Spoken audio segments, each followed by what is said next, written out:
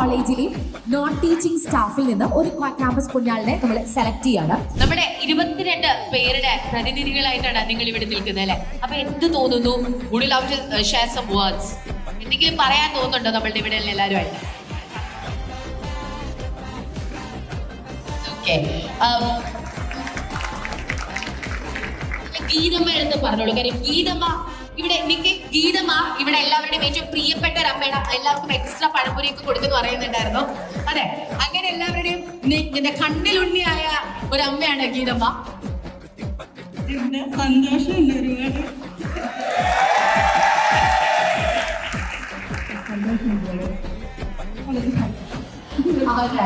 അപ്പൊ ഏറ്റവും ഡിസേർവിംഗ് ആയ ഒരാൾ തന്നെ നമ്മുടെ ഈ കോളേജിലെ പുണ്യാളിലേക്ക് മാറട്ടെ.